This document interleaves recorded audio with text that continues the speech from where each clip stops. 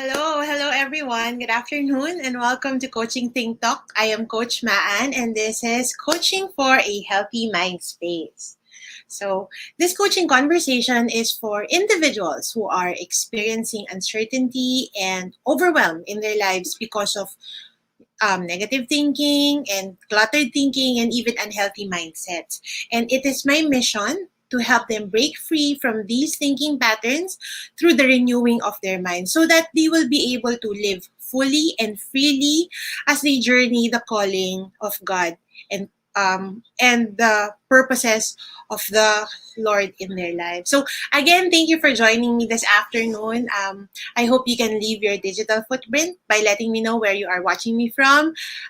Feel free to also tag your family and your friends who you think will benefit from our conversation today. Or if you would like to share the video, I would really appreciate that so that more people can hear and more will be blessed with the topic that I will be sharing today. And also, if you happen to catch this on replay, do let me know by typing hashtag replay in the comment section so I can also reply to you after the episode. And if you happen to have seen this video by chance, I am actually streaming via the Facebook page of Life Coach Philippines. And we are also live in YouTube through the Coach A I Connect channel. So, if you are new to this, this is the first time that you're seeing me, you're seeing this video, and you're thinking that you want to see more videos like this, you want to see what we are doing as a movement in Life Coach Philippines, do subscribe to our channels and also like the page. And if you can turn on the notifications so that you won't miss any of the events or any of the videos that we have showing in our platform. So if you're wondering, who is that girl speaking? Allow me to introduce myself. I am Coach Maan Lamorena. I am a certified life coach from Life Coach Philippines.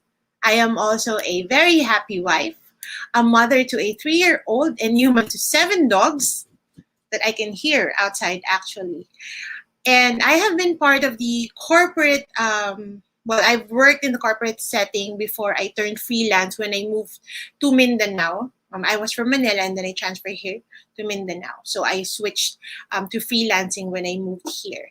And I am also a budding triathlete and a licensed football and futsal coach from the Asian Football Confederation. So you've heard me say earlier that this is coaching for a healthy mind space. And you're probably wondering, what is a healthy mind space? What is mind space and why do we need it? So mind space, simply put, is a person's mind, the human faculty to which are ascribed thoughts and feelings. This definition I got from Reverso Dictionary online. And the need for a healthy mind space is simply because it is as essential as having a healthy physical space. So, for example, you're looking for something in your cluttered room, and you're looking for there, but because there are a lot of things going on, there are a lot of clutter, there are a lot of galats that you need at the moment, you don't need, and everything, it's taking you a longer time to find it. And that's the same way. That's the same thing with our minds. And when we have a healthy and clean or uncluttered mind space, we are able to process our thoughts better and in turn make better decisions. Because I also believe that all of life's battles are first won or lost in the mind. So there is value in and benefit in having and maintaining a healthy mind space through the renewing of our minds and our thoughts. And we've established also that our thoughts are connected to our emotions that dictate our behavior, and this becomes our habit that develop into our character. So, keeping our mind free from clutter can help us move from simply getting through to thriving and growing. So that's the key. That's one of the value of having a healthy mind space. And as we go through our conversation this afternoon, I would like to encourage you to share whatever thoughts or realizations, any aha moments, any sayings that have impacted you And you can share it and add the hashtags, hashtag pack my bag moment, hashtag coaching think talk, and hashtag a healthy mind space. So before we start, I just like to say hi to Coach Candy who's watching. Hi, Coach Candy. She yeah, I know. Ito rin, pareho rin kami. More on having a healthy mind space and mental fitness is what we are both advocating for. So, thank you for watching, Coach Candy. I really hope you learned something today. So, now, before we start, I'd like to pose these questions to all of you who are watching. And this is, this is a question that at one point in our life we've been asked. Either we want to answer it or we don't. But usually, eto siya, what is your biggest failure? And I thought of this question because as I was reading through the news last week, I came across this headline wherein more than 300, it says that more than 300 vials of COVID-19 vaccine wasted after freezer left unplugged. So the short story is that there were vaccines that was supposedly for senior citizens in Makilala, North Cotabato. They were placed in a freezer, which was not turned on over the weekend.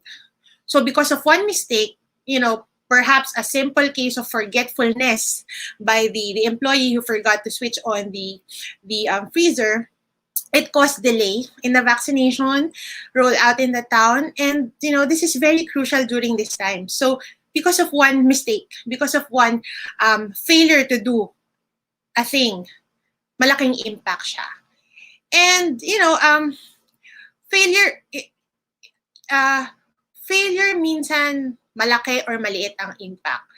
And there are times now when you hear of stories of failure, dun lang siya nagtatapos. But there are also other stories that are redemptive. And such is the case with the story of J.K. Rowling.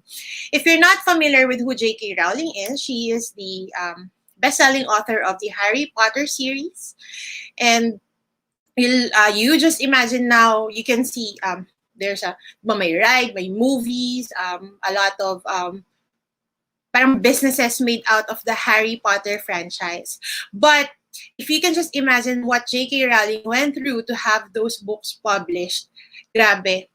Ang kwento nga niya is that before it was even published, she was already on welfare. She was divorced. She had a baby daughter that she had to feed. She was unemployed.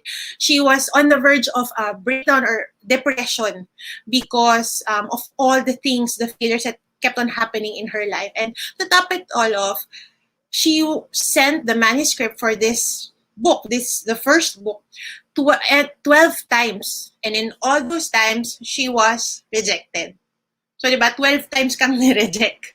But eventually, she continued. She continued sending it.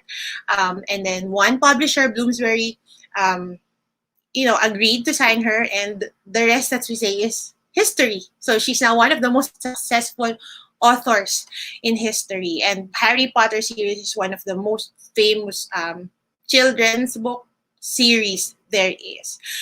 And, our stories of failure may be nothing like J.K. Rowling's, but truth of the matter is that every impact of a failure to a person is the same, regardless of how big it may seem to that person or how small it may seem. The impact is the same. It can bring doubt, it can bring uncertainty, it can bring hopelessness, and sometimes even fear. And I like this quote because it says that I like failure because it's so easy to achieve. And I agree. You don't really have to think a lot to fail. Most of the times we just, we do things mechanically, we do things that we hope will bring us success, but eventually we just fail. So napakadali nga niyang kulin, di ba? Napakadali niyang mangyari sa atin.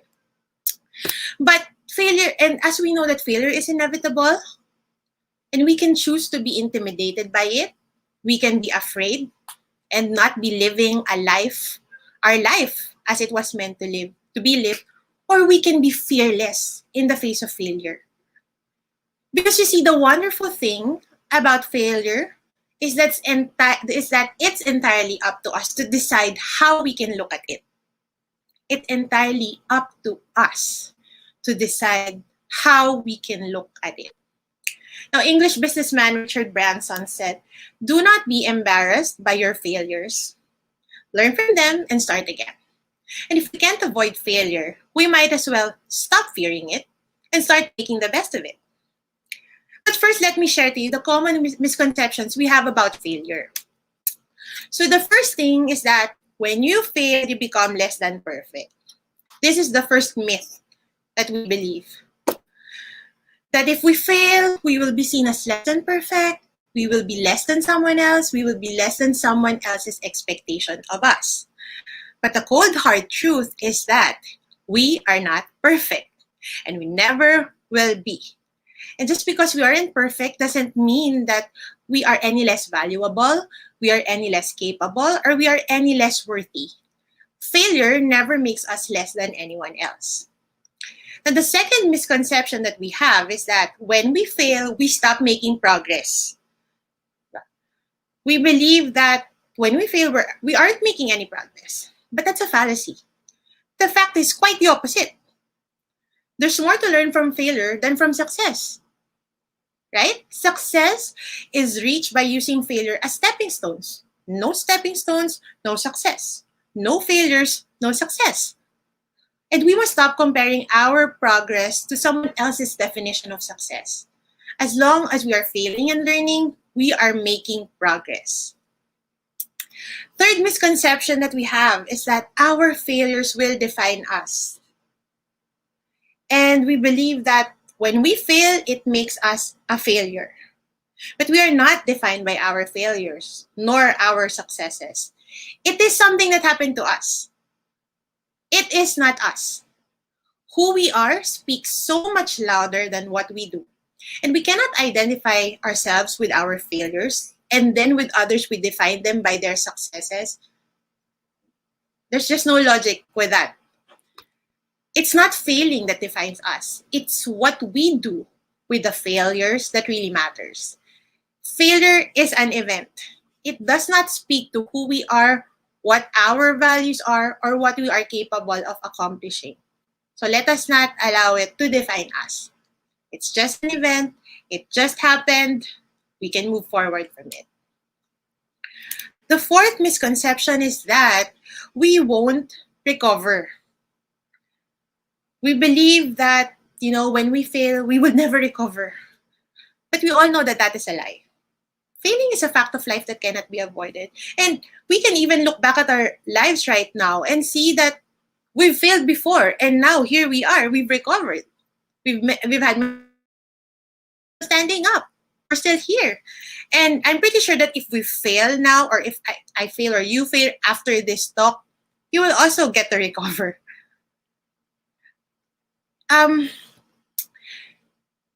Of course, recovering from failure is never easy.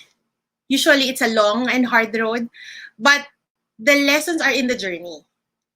And the truth is that the more we fail, the more or the better equipped we become at dealing and recovering from failure in the future. So, with all these misconceptions, I think it's best for us to accept that we will experience failure. It cannot be avoided. And the failures we experience will, it may be both because of our own doing or at times because of other people's faults. And these failures can be as trivial as failing to put out clothes to dry out when the sun is up, or controlling clutter in the bedroom, or even failing to keep a resolution to stay away from sweets. I know I did. I failed at that. Or it can mean that we would fail in larger things, such as taking care of a good relationship, or not being able to pay bills on time, or failing to secure a job, especially during these pandemic times. And sometimes, many times for some, for others, the failure, the impact of the failure is that it hurts so bad that it leaves a negative impact, for the rest of your life. It's when you fail to keep a marriage together, It's when you were able, you are now drowning in debt, or you failed to help your child, your son, to make better decisions, better choices for his life. And all these things, they have an impact on you, on me. And no matter which one you feel you are at, there's hope. Whether it's trivial or not, I want you to know that in any setback, there is an opportunity for a comeback. There's always an opportunity for a comeback. So, how can we begin to see failure in a positive light? How can we let go of unhealthy baggage and thoughts in our mind, that is caused by our misconceptions of what failure is? So I'd like to share with you 9 ways that we can handle failure like a boss. The first thing that we need to do is, of course, you have to admit that you experienced failure. Do you see that our tendency, our human tendency, is that we hide failure or we deny that it happened? Mga out of sight, out of mind. If hindi mo binanggit, di ba? Hindi siya nangyari. But I guess it's perhaps to our misconception. It's owing to our first misconception about failure, di ba? Our default position is to often downplay our weaknesses. But those who find growth in failure begin by simply admitting its existence in their lives. That it happened, that they encountered it, that they took part in it, actively or whether inactively. But when you admit failure, it shows integrity and vulnerability on your part. And vulnerability, contrary to what popular belief is, it's not actually a weakness, but it's a strength. And so when we admit that you experience failure, it just shows everyone that you're relatable, that you are human, and that they can trust you because you're someone that they can relate to. And the next thing that we can do is that we recognize failure is common. So we've already established nga kanina that failure is inevitable. It happens all the time to all people. No one is perfect, so no one is exempt. And because we know that everyone experiences at some point in their life, we can find comfort knowing that we are not alone. And because we are not alone, what we experience is not out of the ordinary. That sometimes you get this thinking that people are looking at you in a weird way because you failed at something, that people are talking about you behind your back or gossiping about you. But, because other people have also experienced failure in their lives, I'm pretty sure they're more worried about their own failures than talking about the failure that you experienced. So really, it's a very common thing. Again, it doesn't have to define us. It doesn't have to define you. Now, the third thing that we can do is to take ownership of the responsibility. This is very important because our initial tendency is often to blame others, or other uncontrollable external factors. Anything that we can put or pass the blame on. Usually, we would do that. In Life Coach Philippines, we have that term. It's called excusitis. The disease of always finding an excuse except ourselves, like finding someone or something to blame on except on ourselves. And, we don't like it because to admit defeat is for some to admit defeat. But rarely are the failure in our lives entirely the responsibility of someone else. It's usually because of our own decision, our own actions, and our own responsibility. And until we take that, until we take personal responsibility in some capacity for the mistakes or the failures that happen in our life, we can never move on to the next step. We will always be a victim, but never a victor. So for the fourth step, one thing that we can also do to handle failure like a boss is to reflect on our weaknesses. Of course, weaknesses do not define us, but it would serve us well to reflect on it. The Greek philosopher Socrates once said, "The unexamined life is not worth living." And this holds true both in successes and in failures, because when failure occurs, which will always happen, um, it's best for us to take a step back and reflect on the things, the decisions or the steps we took that led us to where we ended the said failure. So that when we are able to reflect on the things and the steps that we did, we will be able to be more intentional in finding another way or another step to avoid going through the same failure again. And as we do that, of course, it's also it when we reflect on our weaknesses, it also puts us in a position of humility, because we have a greater understanding of who we are, of where our weaknesses are, and that there are and that there are some ways that we can probably collaborate on the strengths of others, and then we can ask for help. So really, when you reflect on your weakness, you do not just wallow on it. It's more of strategizing, using it as an opportunity to strategize or to come up with new ways that can allow you to um, capitalize on that mistake, and in your next try be more successful. So next thing that we can do is this is very important, to let go of things outside your control. And this is related to number three. When we take ownership of the responsibility. I'm not saying that, okay, sige, related to number three.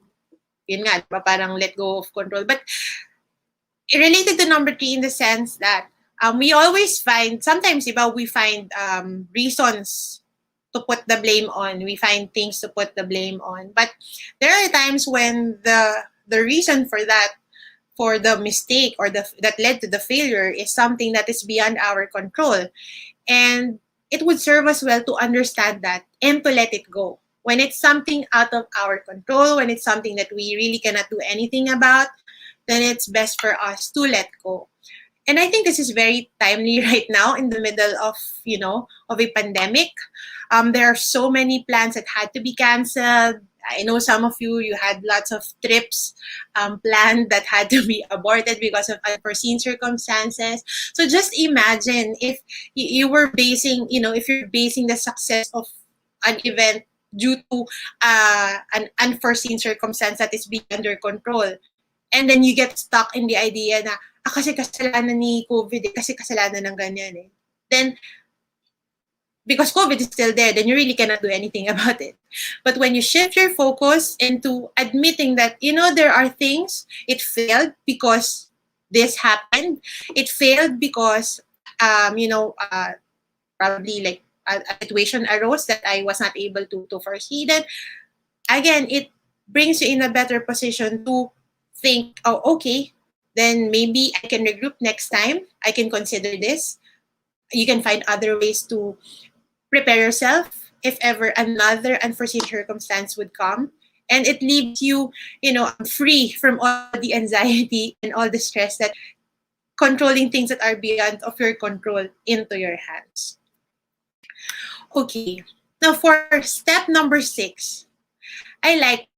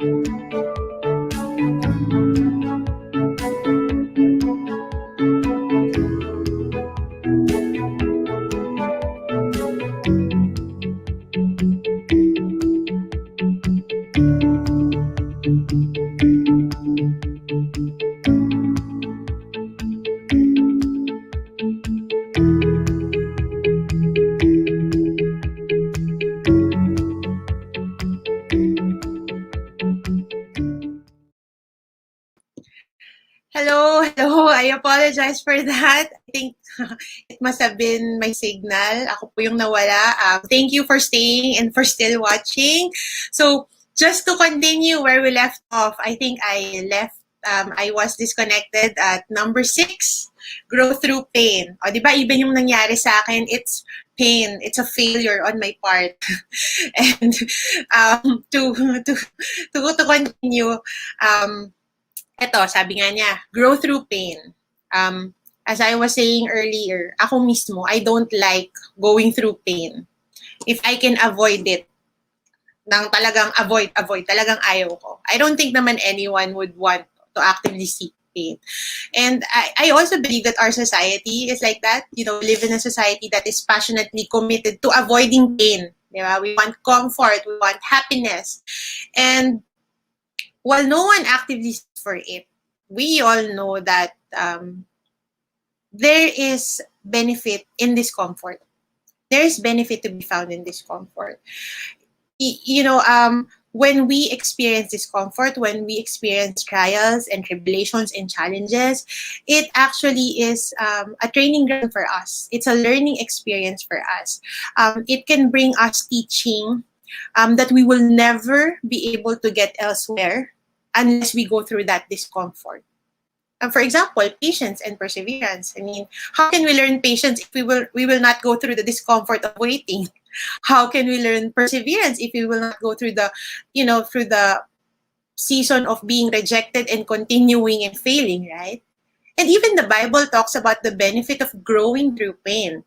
In the book of James, chapter 1, verses 2 to 4, it is said that we should consider it pure joy, my brothers and sisters, whenever you face trials of many kinds, because you know that the testing of your faith produces perseverance, and let perseverance finish its work, so that you may be mature and complete, not lacking anything. So if you want to not lack in anything, then enjoy the discomfort, grow through the pain, allow yourself to learn through the season of challenges, of failure, and that will help you build perseverance, and it will also strengthen you and prepare you for the next journey or the next adventure that you will embark on. Now, the next step that we can do to help us handle failure like a boss is to forgive. Wait, let me see. Okay. Wait, can I check? It's not moving. Yan. Thank you. Forgive. If our pain is partly a result of someone else's failure, then we can find freedom in forgiveness. Now that we know that humans will fail at one point or another, and now that we better understand that we are all not perfect, it can help us have a healthy perspective towards releasing this forgiveness. And there was a 2017 study from the Annals of Behavioral Medicine. This study was the first one to associate that, when you release forgiveness, it equates to lesser stress and ultimately better mental health. So increases in forgiveness made for less perceived stress, which was followed by decreases in mental health symptoms, but not physical health symptoms. So you see, when you release forgiveness, when you forgive, it allows you to, there's freedom aside from the forgiveness that you release, diba?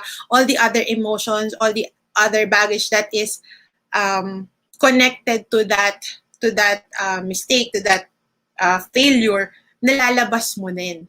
And when you do that, you are in a better position to think clearly, kasi walang nakabara, walang humaharang, walang nagpipigil sa'yo sa loob. And when we forgive, not just for the person who made the mistake, sometimes, we also need to forgive ourselves. And we must do that because that's the only way, or one of the ways, that we can move forward. Because there's no one holding you back. There's nothing that you need to look back to. You don't have to always turn around and see na may humihila sa'yo pabalik, pababa. Diba? Forgiveness allows you to be free Forgiveness allows you to experience new things that you never thought you were capable of, because you were holding on to that negative thought, that negative emotion that it was, bringing in your life. Okay, on the next step, when we experience failure, it's also best for us to be accountable. Nobody successfully navigates life alone. It's very important that we enlist the help of others. Sometimes, di ba, when you're doing something and then you fail one time, tayo ka, kaya pa. Pero pag sunod-sunod na yan, tapos mag-isa ka lang, ang hirap tumayo ulit sa susunod, di ba? When the hope inside us begins to fade, and sometimes we can't see it inside ourselves, when we are accountable to someone, we can find that hope in that someone. We can turn to our friends, to our family, and if our friends or family are not available, we can look for intentional communities around us that can give us support. One example that I have of that, coaches in life, very supportive. They will really help you and encourage you as you in your journey. May mga times na may mga tanong ako or feeling ko, tama ba yung ginawa ko? Papa-question ako, ganyan. And you will just hear them cheering me on, and sasabihin nila, oh, ganito dapat, ganyan, Because not only do you have someone who support you, who will tell you na kaya mo yan, you can, di ba, parang madali lang yan, ma-achieve mo yan. But being accountable to someone is also finding that someone who will tell you when you are already, going the wrong way. Someone who you can trust enough to tell you that, I think the reason you're failing in that, or the reason that this happened, is because of this. And that person is not saying that to judge you or anything, but that person is truly caring and concerned for you. That's why that person is taking the time to be honest, to direct you. That's accountability. And it would serve us well to have people that we can be accountable to. Because life is not meant to be lived alone. Mas masaya pag may kasama, di ba? And last but not the least, we can share the journey. When we experience failure, it may not happen right away because we want to, we're still reeling from the shock of the failure. May tama pa siya sa puso. But eventually, we find opportunity to share our story. When we do, we share it with honesty and with humility. And when we do that, we discover that that becomes an opportunity for us to provide hope for others, to provide strength for others, and for it to be an encouragement to others that our failures is actually something that could motivate others, something that could encourage them, something that could inspire them. And when we see that working, when we experience that, when we see the positive effect of our failures, it also helps us make sense of our feelings. It helps us understand that our failure really is not just something that we can disregard, but it really is valuable. It's very important. It's essential, diba? Failure is essential. So, as you see, failure is never the end. It is instead a necessary part of the journey. When we see failure for what it really is, we find that we are in a healthier position to navigate through these failures.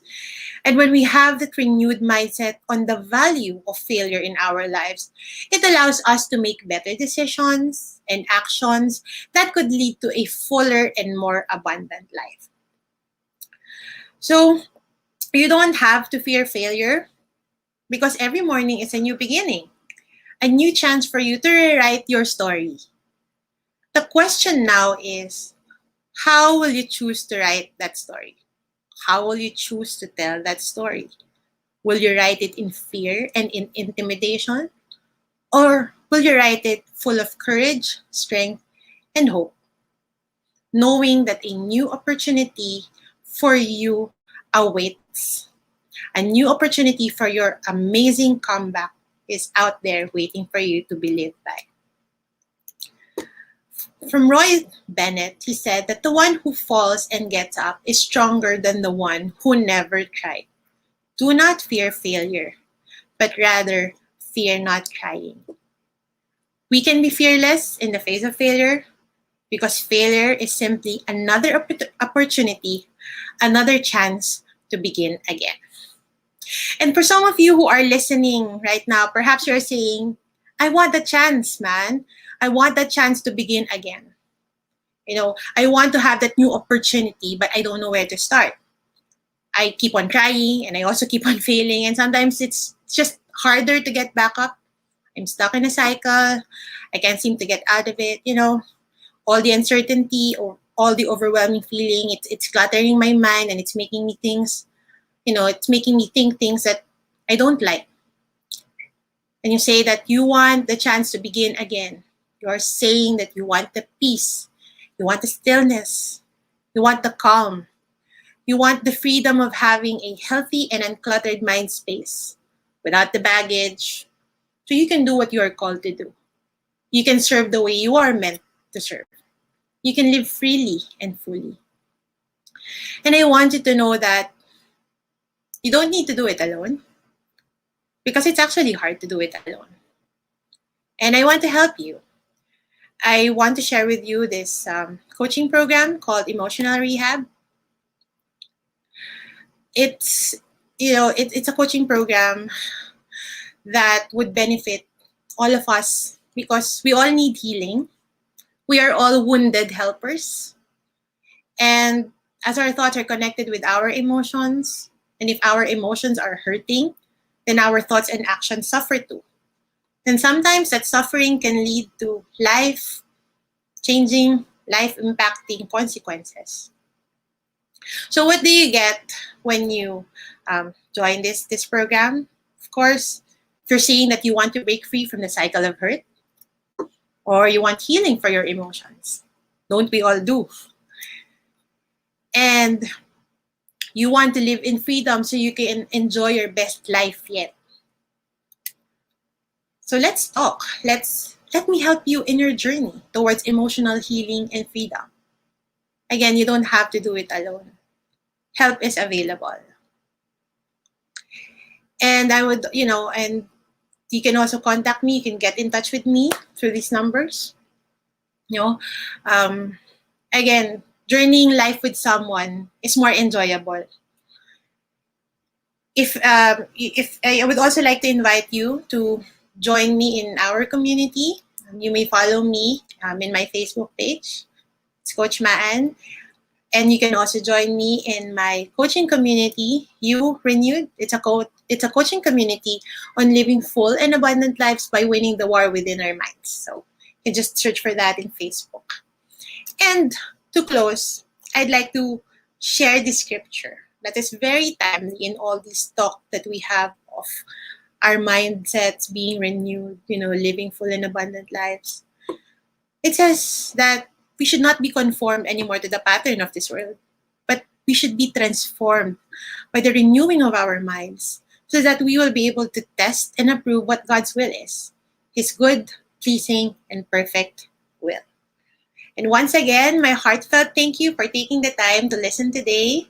I hope to see you again next Monday at 2 p.m. Still at the Life Coach Philippines Facebook page. Do join us for another coaching conversation later with Coach Tin for Coaching for Relationship at 4 p.m. Once again, this is Coach Maan from Life Coach Philippines for Coaching Think Talk. Coaches like us think and talk like this. This is us from the Philippines. Love, bum, boom. Bye!